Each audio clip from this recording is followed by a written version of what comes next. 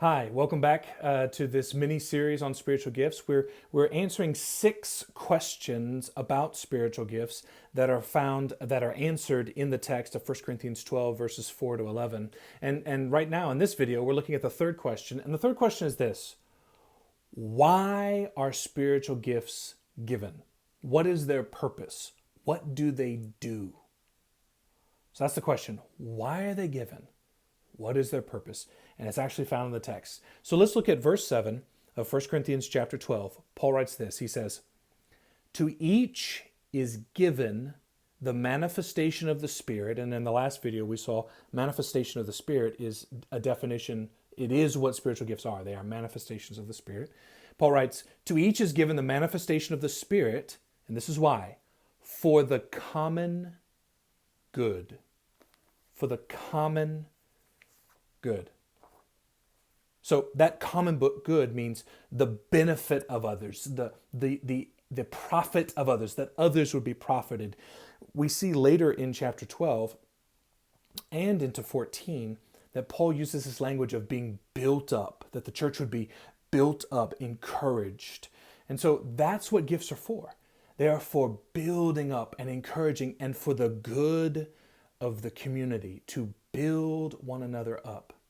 So spiritual gifts are for the benefit and the good of those around us.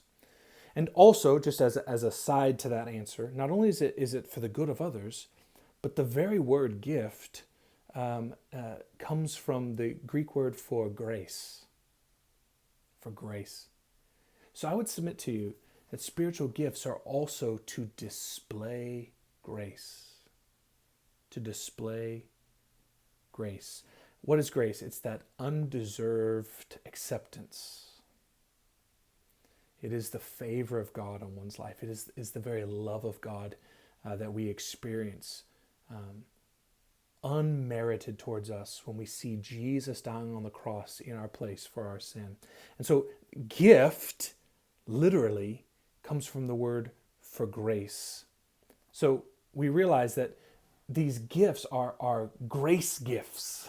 They are graces, if you could put it that way. Now, Peter is going to expound on this. And listen to 1 Peter 4, verses 10 to 11. This is what Peter says. He says, "As each has received a gift, use it to serve one another as good stewards of God's varied grace."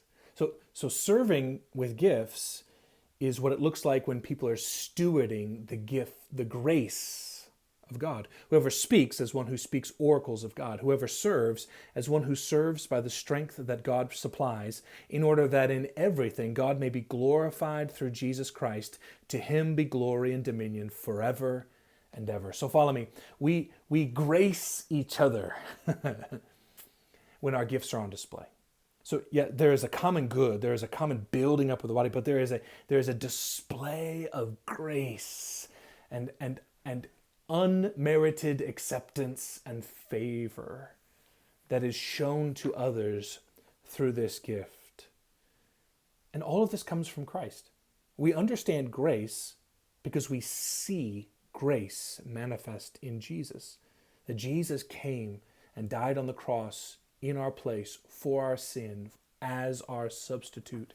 And there is the great exchange. The good news of the gospel is that my sin is put on Jesus on the cross and his righteousness is transferred to me. And I, by grace through faith in Christ and his death and resurrection on the cross for me, I receive the righteousness of God. I actually become the righteousness of God, because my sin and brokenness is put on Jesus. This is scandalous, amazing grace. And on top of this grace, then we receive gifts of grace that we get to pour out on others for their good, for the common good, to build one another up. So J.I. Packer defines it this way: a spiritual gift is an ability in some way to express, celebrate, display, and so communicate Christ. That when gifts are on display, the very grace of God found in Christ is on display. So some ways to apply this and just to be thinking about this.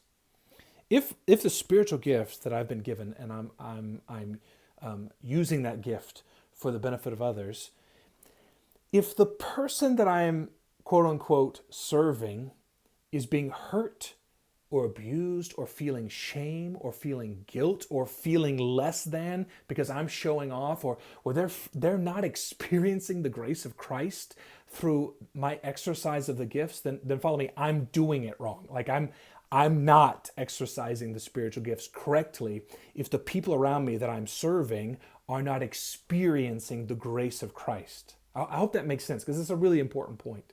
And that's why Paul's going to say what he says in chapter 13 about love is patient, love is kind, it does not envy, it does not boast, because he's helping us to understand that when gifts are on display and we're using our gifts, it should feel like grace and not like showing off.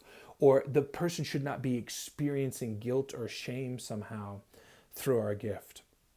So, if you think you're using a spiritual gift and the person is not experiencing grace, then you're doing it wrong. So we really want to be thinking about this. What does it mean to show grace to the person that's in front of me as I serve? And I just want to say this. Can you imagine what our world would look like and what our church would look like and how the world would see the church if all of us in the church were regularly serving from a place of grace and secure identity, where we're not trying to show off, but we're genuinely trying to show grace to one another? What would our churches look like? I think our churches would be so scandalously different than the world that those outside of Christ would look at us and go, well, what's going on in there? I want to check out what they're about. And unfortunately, in the church, I serve as an elder and a pastor, and in the church, there's so much words of hurt, of accusation, frustration, and in the church generally, we do not speak with grace towards one another. We're not serving in grace. So I just want to encourage us.